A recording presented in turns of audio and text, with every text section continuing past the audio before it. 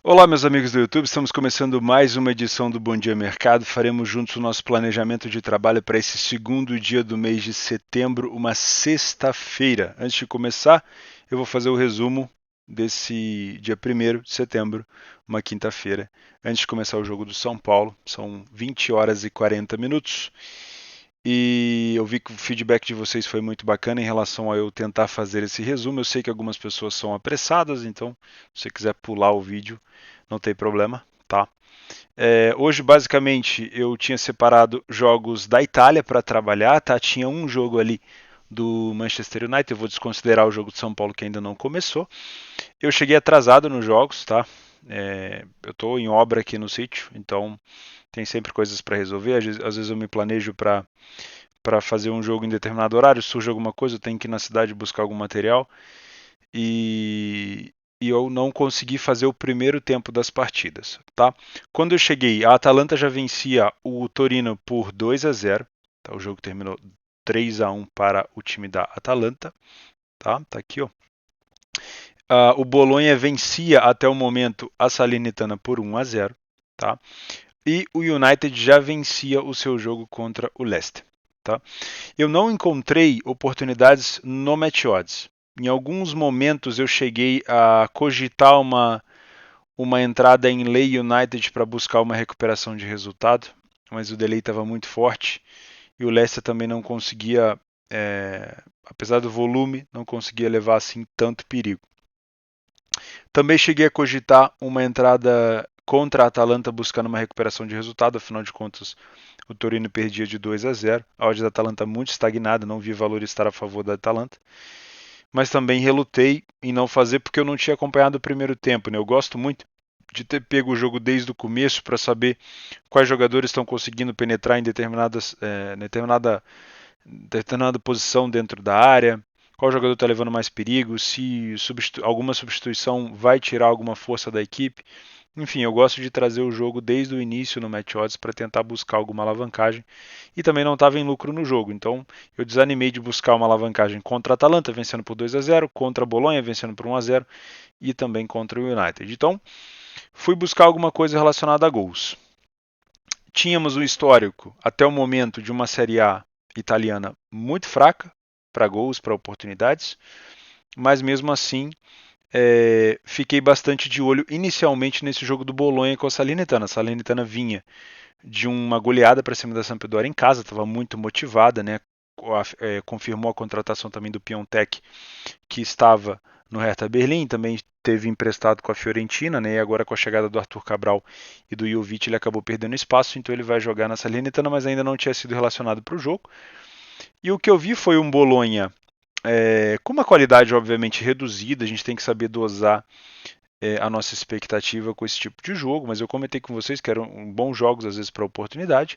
Um Bolonha mais recuado, já tendo feito o resultado e ali tentando administrar, e uma Salernitana, por mais que também não tivesse tanta qualidade, tentando subir. Né? O que eu buscava ali? Eu buscava um gol, né? Mas eu precisava de um Bolonha um pouco mais agressivo. Né? E quando eu identifiquei uma oportunidade do Bolonha contra-atacar, eu entrei no overlimit aqui. Tá? O gol veio a sair lá para os 85 minutos, foi o gol da Salernitana, e depois eu acabei focando mais no jogo da Atalanta. Eu estou falando assim, separado, mas eu fiz tudo isso no mesmo tempo, tá? Porque era o mesmo jogo, os mesmos horários. Na Atalanta com o Torino, não era um gol só que o Torino precisava, então já é um pouco mais complicado. Eu não tenho problema de trabalhar o mercado de gols com placares elásticos, tá? 2-0, 3-0, 4-0. Se eu ainda estiver vendo oportunidade do time que está vencendo contra-atacar, eu não tenho problema com isso, tá? Mas no momento em que eu abri o jogo, a Atalanta estava um pouco mais recuada, né? Não estava contra-atacando tanto. O Torino começou a criar chances, por isso que eu tinha até pensado na possibilidade de alavancagem. E o que eu precisava naquele momento? Eu precisava de uma Atalanta se sentindo um pouco ameaçada e saindo mais para o jogo. E quando eu identifiquei, foi mais ou menos a mesma coisa do Bolonha, o mesmo critério. Quando eu identifiquei a Atalanta se sentindo mais ameaçada e saindo mais para o jogo, eu entrei no overlimit. Aqui foi praticamente a jato, né? Eu acabei de entrar no mercado, o Torino conseguiu fazer o 2-1, o que me animou ainda mais a trabalhar o jogo, porque o Torino poderia buscar a recuperação de resultado que ele queria, E a Atalanta aí sim não só se sentiu ameaçada, como também viu uma ameaça claríssima acontecendo e foi para cima, tá? Então eu voltei a entrar no overlimit nesse jogo, uma odd mais acima, obviamente, tinha entrado ali próximo de 2 alguma coisa quando saiu o gol do Torino. Depois acho que entrei a 2,40, um pouco mais, um pouquinho mais abaixo talvez, porque a Atalanta foi para cima e aí passou a ser um jogo de trocação, né? Um gol de vantagem só da Atalanta. E o Koopmeiners, o holandês, que já tinha feito 2 gols no jogo, acabou fazendo um hat-trick num penal para a Atalanta, num pênalti bobo, né? O cara deu uma tesoura no alto ali e no atacante da Atalanta e a Atalanta fez o terceiro gol. Então, basicamente, eu trabalhei 3 mercados de gols. Os 3 felizmente deram resultado. Os 3 foram over limits, né? O 2,5 da Atalanta quando estava 2-0 e depois o 3,5 da Atalanta quando estava 3-1 e o 1,5 do Bolonha com a Salernitana, felizmente deu certo. Então eu comecei o mês de setembro até o momento em lucro por conta do mercado de gols na Série A que eu tanto critiquei, né? Então parece que tomara, né, que esteja mudando um pouquinho a maré dos gols da Itália, né? Porque foi realmente uma temporada 2021-2022 muito forte na Itália. Feliz pela vitória da Atalanta também, é um time que eu gosto muito. A Atalanta consegue aí a sua, se eu não me engano, terceira vitória seguida, não, né? Seguida não, porque ela empatou com o Milan. Deixa eu ver a classificação se já atualizou. Atualizou. A Atalanta nesse momento é líder da competição com 10 pontos, 3 vitórias, um empate e nenhuma derrota. Feliz pela Atalanta. Tá bom? Vamos então para o nosso planejamento. Depois você me conta aqui embaixo como é que foi o seu início de setembro para a gente trocar essa ideia. Eu tenho tentado ler todos os comentários de vocês. Tá bom? Vamos lá. Olha só. Estou usando aqui o radar esportivo, estou usando meu notebook para gravar. Às vezes eu consigo gravar do escritório, às vezes eu consigo gravar daqui, porque como aqui é longe da cidade, os pedreiros quando vêm para trabalhar aqui, eles ficam aqui durante a semana. Então eles ficam lá no meu escritório, tem um outro cômodo ali para eles ficarem, então eu não gosto de incomodar. Eu costumo gravar meu planejamento um pouco mais tarde e eu estou gravando aqui mesmo em casa, tá? É, minha cachorra. Ô, oh, tô gravando, cara. Ô, oh, relaxa. Ela tá com um filhotinho. Ela tá toda assustada. Ei, sossega, faixa. Ei, sossega. Fica tranquilo. Beleza? Posso gravar? Show? Então vamos. É... vamos pro vídeo. Vou listar aqui as competições que eu pretendo trabalhar nessa sexta-feira. É uma sexta-feira boa de jogos, né? Bem grande a grade, mas vamos lá. Bundesliga 1 e Bundesliga 2, como vocês já me conhecem, tá? Sem muita novidade. E eu vou acrescentar aqui também uma possibilidade de olhar o campeonato da Irlanda. Tem 2 times aqui que eu acompanho, que é o Shamrock Rovers e o Derry City. Eu vou falar sobre eles. Em Portugal, temos o Benfica e o Sporting jogando. Algumas coisas interessantes para falar sobre esses 2 jogos aqui também. Na Série B, 2 joguinhos, com destaque aqui para o Grêmio, que joga dentro de casa contra o Vila Nova. E na Turquia, o Trabzonspor, que é o outro time que eu tenho acompanhado junto com o Fenerbahçe. Tá bom? Esses são os jogos que eu vou me focar. Eu vou listar aqui o que eu pretendo fazer em cada um deles e depois já comento, tá? Nesse jogo do Dortmund eu quero trabalhar o mercado de gols exclusivamente. Tá? Eu posso até vir buscar alguma coisa de alavancagem, mas seria ao longo do jogo. Na Bundesliga 2 também não fujo do mercado de gols. Tá? A Alemanha, para mim, na segunda divisão e na terceira, até se fosse o caso, mas aqui não vai jogar nenhum time na terceira que eu estou interessado. No jogo do Shamrock, eu acho que cabe uma possibilidade de trabalhar aqui um layer per equipe em campo. E no jogo do Dundalk também, tá? Eu já vou falar sobre isso. Aqui no Benfica, pelas cotações que a gente tem do jogo do Benfica contra o Vizela, me sobraria a possibilidade de trabalhar provavelmente a favor do Benfica e no Estoril contra o Sport é a mesma coisa, tá? Na Série B, Náutico e Ituano, cotações parelhas, né? Então, se fosse trabalhar algo aqui, seria em relação à correção de preço. E no Grêmio com Vila Nova, a gente tem um favoritismo do Grêmio, então no caso teria que ser um layer per equipe em campo.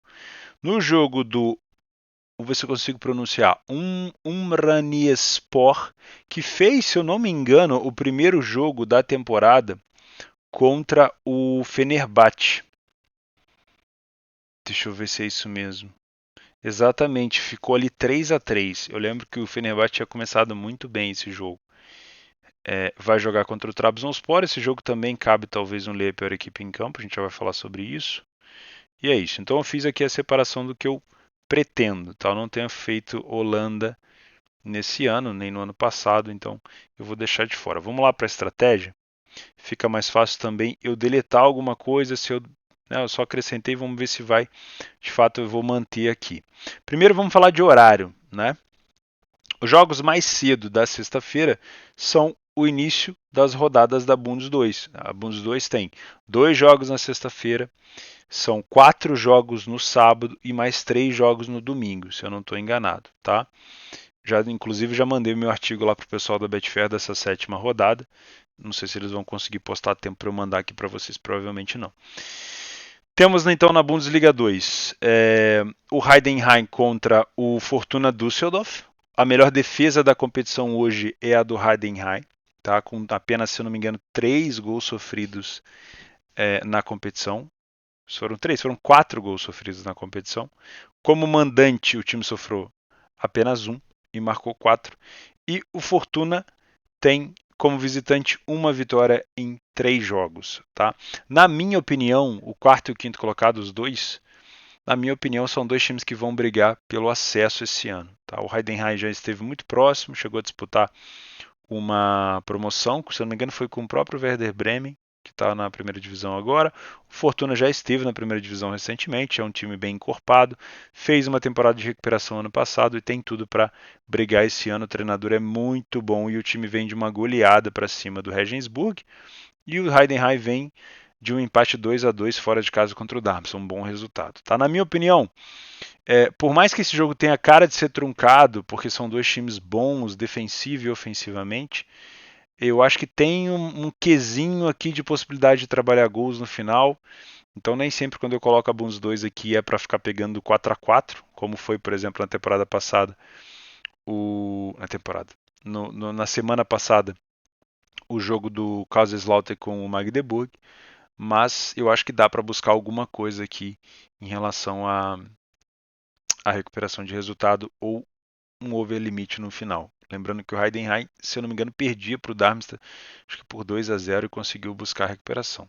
Tá? Então, vou ficar de olho nisso. O outro jogo do dia, aí já tem uma expectativa bem baixa, mas eu gosto de queimar a língua nas expectativas da Bundes 2 porque não tem verdade absoluta na Bundes 2. A gente tem aqui o Nuremberg, que vem de uma derrota dentro de casa para o Hamburgo.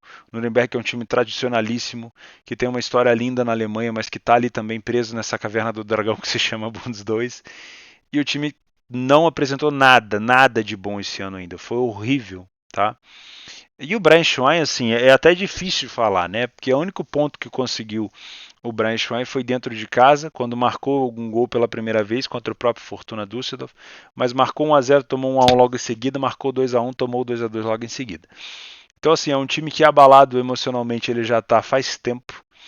É um time que nesse momento briga para tentar respirar. Uma vitória não tira ele da zona de rebaixamento ainda, dá para ver aqui, ó, com 3 gols marcados em 6 jogos, o time tem apenas 1 ponto.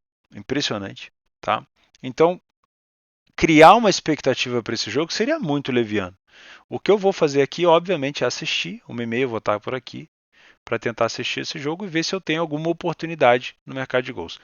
Eu prefiro trabalhar um Braunschweig na casa dele, porque é um motivo a mais, a torcida apoia, nem tudo está perdido, é só a sétima rodada, então dá tempo ainda de emendar aí 2, 3 vitórias e o time começar a subir.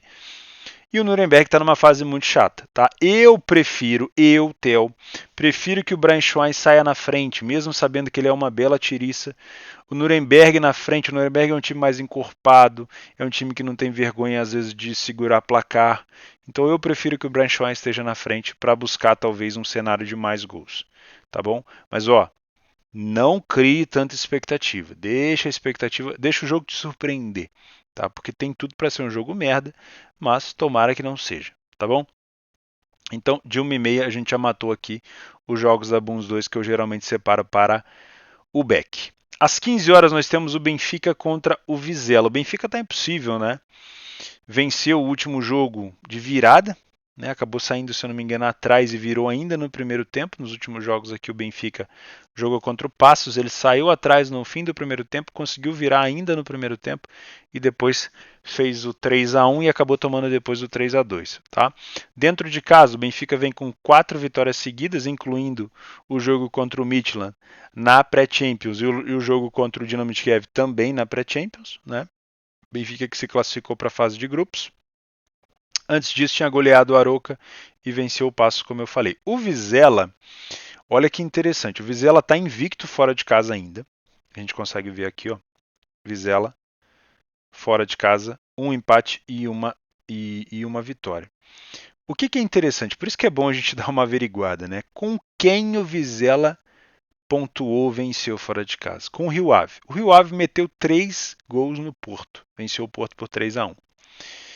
E empatou com o Chaves. O Chaves venceu o Sporting por 2-0, se eu não me engano, né? Não sei se foi 2 ou 3, não sei. Ou seja, o Vizela conseguiu vencer um time que venceu o Porto e empatou fora de casa com um time que venceu o Sporting. Então, alguma coisa produtiva tem o Vizela fora de casa. É óbvio, o favoritismo é gigantesco do Benfica. Os jogadores do Benfica são na frente são muito bons. O treinador do Benfica, o novo treinador, é muito bom. A forma como o Benfica marca, a intensidade que o Benfica joga é muito forte. Em algumas situações o Benfica tem uma transição muito veloz. É claro que defensivamente ainda é um time que precisa melhorar, mas mesmo que esteja sendo atacado, é um time que em velocidade na transição é muito forte. Então, o que eu preciso para estar em back Benfica é o Benfica que jogou contra o Dinamo de Kiev no jogo da volta. Um Benfica amassando o adversário. Por quê?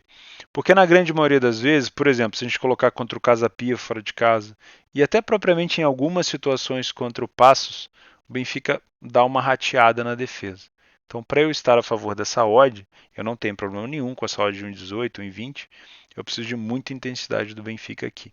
Tá? Ele pode até estar sendo atacado, mas o problema maior aqui é que a fase defensiva do Benfica não é isso tudo. Ofensivamente é que o time está muito bem. Tem alguns times que a gente aceita, né? Como a defesa às vezes é muito sólida, a gente até aceita tomar um ataque ou dois e se manter na posição por saber da boa transição.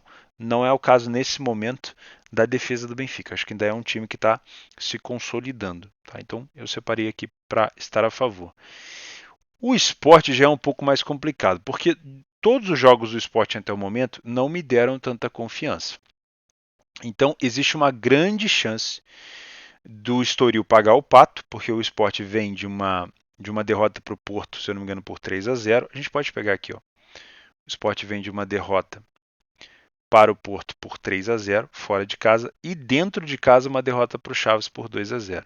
Então, ou o Estoril vai aumentar a crise do esporte, ou o Estoril vai pagar o pato aqui e vai acabar tomando um sacode, né?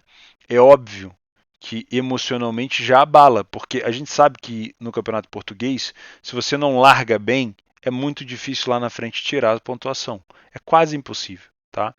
Em algumas situações houveram mudanças, mas se você não larga muito bem, é complicado. E aqui a gente já tem o Porto, que não largou tão bem, mas já largou um pouco melhor do que o time do Sport, né? São 3 pontos de diferença. E você tem um Benfica que já está com 12. Então você tem uma diferença gritante já do Sporting para o Benfica, do Sporting para o Braga. Então não dá mais para o Sporting vacilar. Né? Eu imagino aqui uma possibilidade de buscar esse backspot. Mas, como a odd do Estoril não está tão alta, eu não descarto a possibilidade. Se eu entender que é mais seguro para a minha posição estar contra o Estoril do que back ao Sport, devido à movimentação do mercado e tudo mais, a própria liquidez, eu vou me encontrar ali provavelmente em lei ao Estoril. Tá? Então depende muito do que eu ver do jogo. Não estou usando aqui estatística ainda para esses jogos, porque como vocês sabem, a gente está aqui com a quinta rodada ainda, então eu posso até entrar dentro do PDF de apoio, mas vocês vão ver informações mentirosas, né? Por exemplo, 2 vitórias dentro de casa, então o time é muito foda dentro de casa, ele não perde mais. Não, são 2 vitórias apenas em 2 jogos, então a gente tem que saber dosar. Tá bom? Então, dos favoritos, é isso que eu preciso aqui na parte de Portugal. Estou bastante confiante nas duas equipes, acredito que os dois vencem. tá? Mas não é porque eu acredito que os dois vencem que, obviamente, eu vou manter um back as duas equipes até o final. Eu preciso da leitura, que é o que me dá dinheiro. Eu preciso, de fato, de um mercado mais estabilizado. Aqui no Leia equipe em campo, nós temos o Trabzonspor, que perdeu alguns jogadores, principalmente o Cornelius, que era jogador do Parma da Itália, que veio para o Trabzonspor. Acho que o Hamsik também, ele tá, acho que o Hamsik é da Eslováquia, né? Ele está machucado, se eu não estou enganado. Mas mesmo assim o Trabzonspor é um bom time. É o atual campeão, obviamente. Vem de uma derrota e um empate. Esse empate do Trabzonspor foi contra o Copenhague, no penúltimo jogo que ele fez, para pré-Libertadores ou pré-Champions. Acho que foi. Eu não tô me lembrando. Acho que foi pré-Champions, né? Porque ele foi campeão, então ele não foi para a Europa League. Acho que ele foi para Champions. E ele acabou sendo eliminado pelo Copenhague e depois teve um 0 a 0 com o Galatasaray. Fora de casa, olha que coisa ruim do Trabzonspor. Duas derrotas aqui ainda na temporada passada. Aí pode ter sido amistoso, né? Uma vitória contra o Istanbulspor no dia 5/8, acho que já era início da temporada. Aí perdeu para o Copenhague fora e perdeu para o Antalyaspor. Né? Esse time do Antalyaspor é bem forte, pelo que eu estou tentando entender também do campeonato turco. Esse adversário, que eu não vou me arriscar a falar o nome, vem de duas derrotas. Uma para o próprio Antalyaspor e outra para o Galatasaray. Então não é um time tão sólido dentro de casa assim, mas como eu falei, está no início da competição ainda. Cabe trabalhar alguma coisa de match odds aqui a 4,50 em lei ao Umraniyespor? Cabe. Só que o campeonato turco, eu tenho cada vez mais identificado isso. É um campeonato que, se você não colocar uma intensidade muito forte de marcação para anular as transições, as saídas do adversário, fica um jogo muito corrido, fica um jogo assim fora do controle para match odds, fica um jogo perigoso. Tá? Então, se o Trabzonspor não me passar essa confiança, que é o que o Fenerbahçe em alguns jogos tem me passado por conta do estilo do jogo do Jesus, aí eu não vou estar no mercado. Tá? Esse jogo aqui é bem arriscado, para ser sincero. As últimas vezes que se enfrentaram, o Trabzonspor meteu 5-3 e depois perdeu por 3-1. Então não é fácil não, tá? Os dois jogos da Irlanda que eu tinha comentado com vocês é o Shamrock, que é o líder da competição nesse momento, com 56 pontos. Vai fora de casa pegar o Bohemians. Como visitante, o Shamrock não é excelente, não é excepcional. Tem 6 vitórias em 13 partidas. Mas vai pegar o Bohemians, que dentro de casa tem apenas 4 vitórias. Esse jogo aqui a gente já consegue dar uma olhada no PDF de apoio. Deixa eu ver se eu consigo dar uma olhada aqui. Ó. Shamrock Rovers. Aqui, ó. Dá para ver, ó, 6 vitórias fora de casa, 54% das vezes é o primeiro a marcar. Não tem um ataque tão efetivo. Olha só, o líder da competição não tem um ataque tão efetivo fora de casa, mas obviamente tem uma defesa um pouco melhor, tem uma criação melhor do que o seu adversário, né? Tem mais criatividade, mas o aproveitamento fora de casa é menor do que o próprio adversário, tá?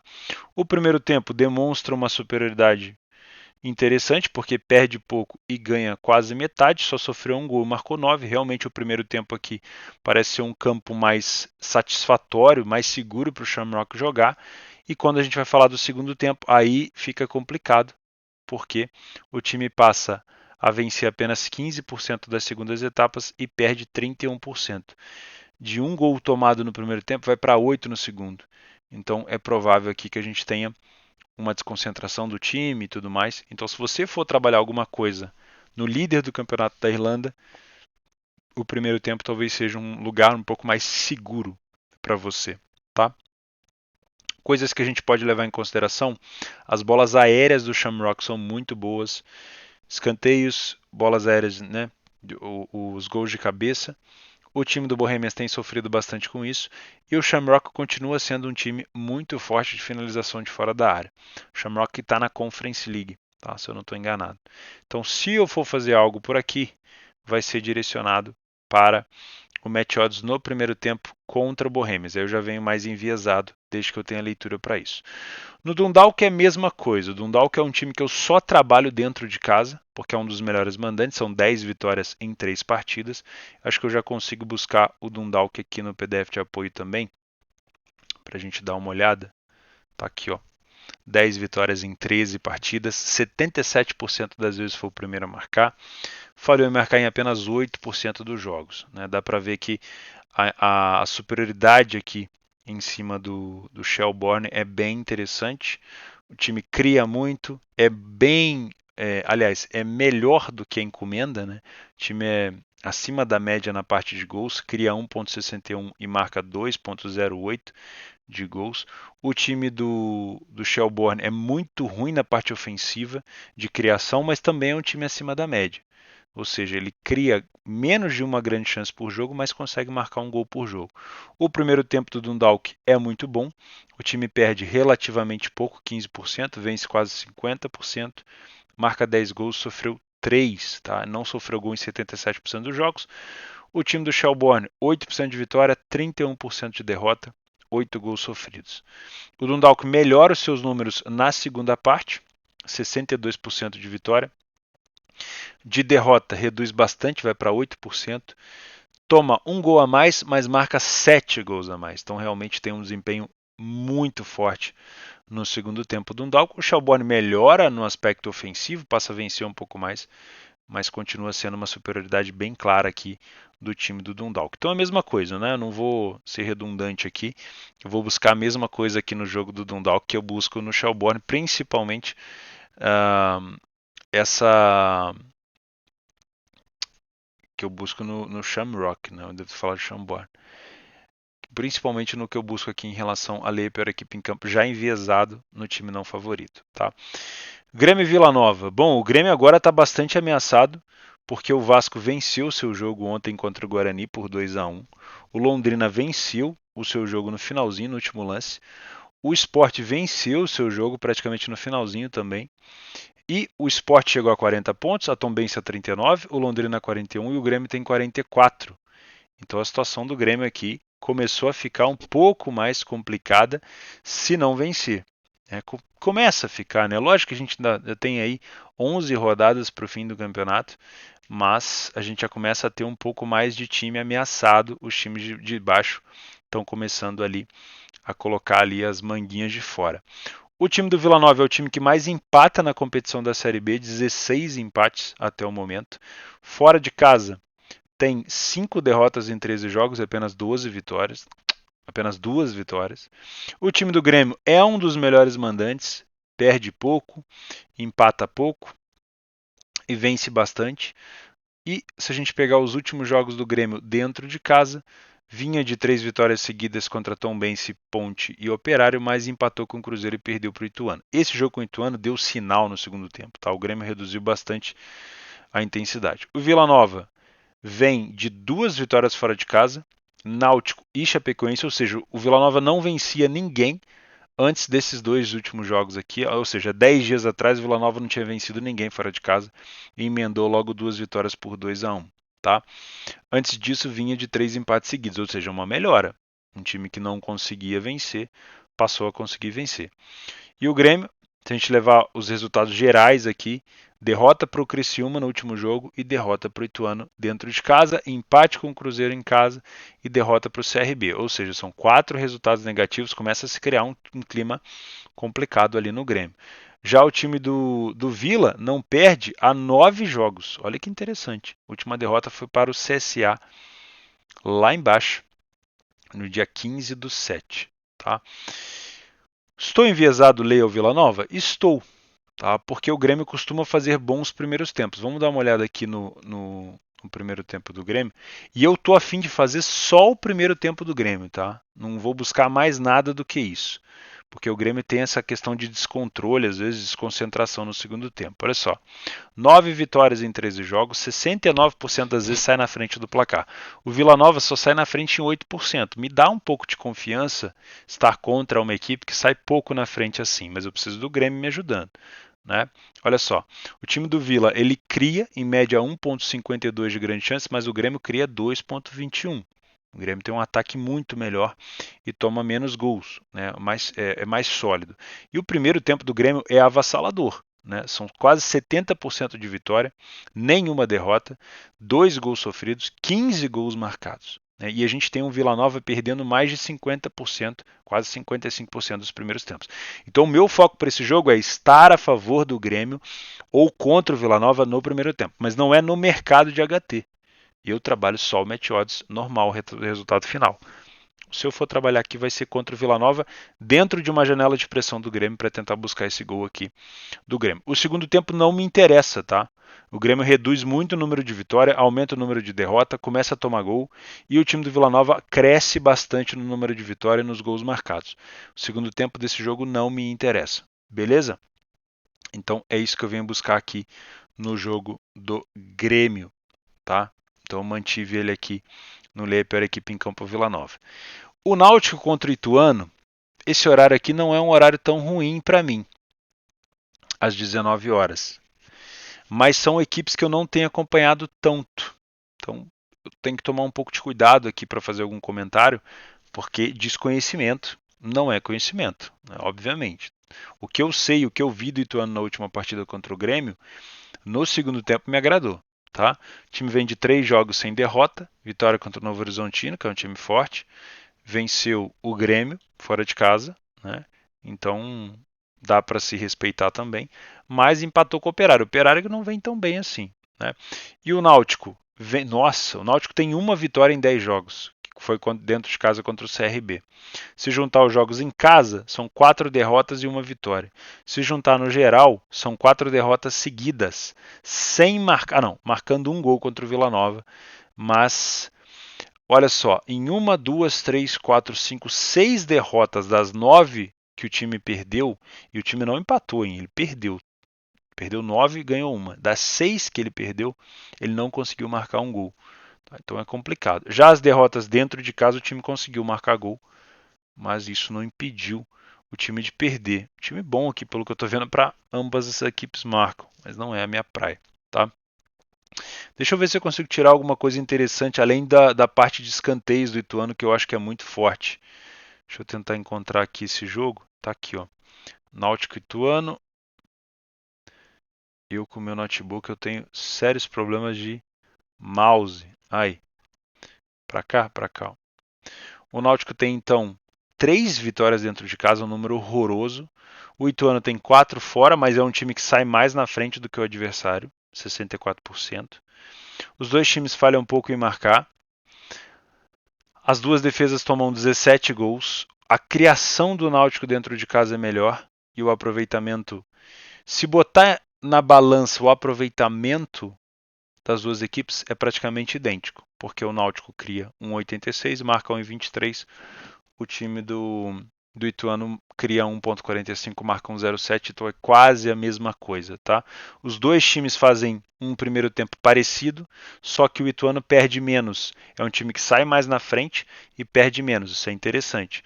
Já o time do Náutico perde mais, quase 50% de derrota, tá? O time do Ituano é melhor no primeiro tempo. Quando a gente fala do segundo tempo, aí o Ituano tem uma queda considerável.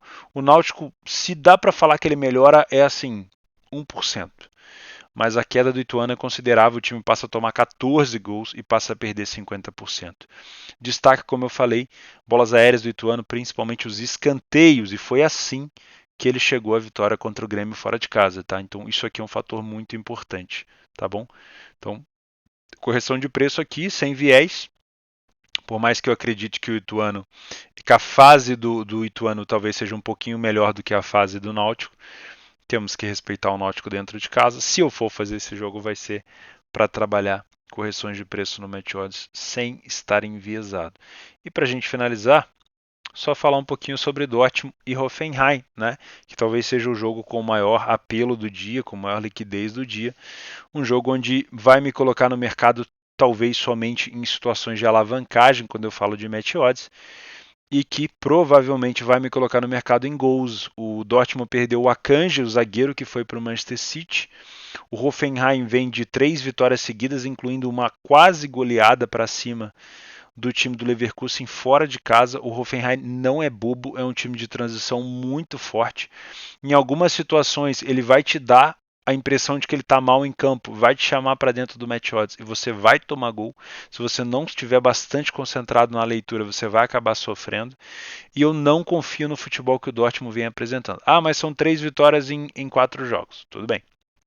Mas eu ainda não consegui ganhar a confiança que eu gostaria no time do Dortmund, tá? Então não venho para trabalhar Leo Hoffenheim porque é muito arriscado pelo estilo de jogo deles. Não venho para trabalhar Beck ao Dortmund porque o Dortmund não faz parte da minha prateleira de equipes que eu trabalho a favor. E venho muito mais para trabalhar o mercado de gols. Não duvido e não descarto a possibilidade de trabalhar alavancagens porque o Dortmund adora tomar algumas viradas. A gente pode pegar esse último jogo aqui que dá para colocar ele moldurado num quadro, o 3-2 do Bremen para cima do Dortmund, que foi a última derrota aí que o Dortmund teve ao longo desses últimos jogos. Tá bom? Então para mim é um jogo para gols. E como eu falei para vocês, a gente tem pouquíssima coisa aqui ainda no nosso PDF de apoio, mas eu posso colocar para vocês verem aqui. Eu já vou até colocar o Dortmund no PDF. Pode ver que dá para, é uma impressão muito enviesada, tá vendo? 2 jogos, uma vitória. O Hoffenheim, 2 jogos fora de casa, uma vitória. São poucas coisas, tá vendo? Olha só, por exemplo, o primeiro tempo do Dortmund. O Dortmund não perdeu nenhum primeiro tempo. Se eu ficar enviesado com isso, eu vou achar que o Dortmund, que eu já posso fazer back Dortmund HT. Por quê? Porque são números ainda mentirosos, né?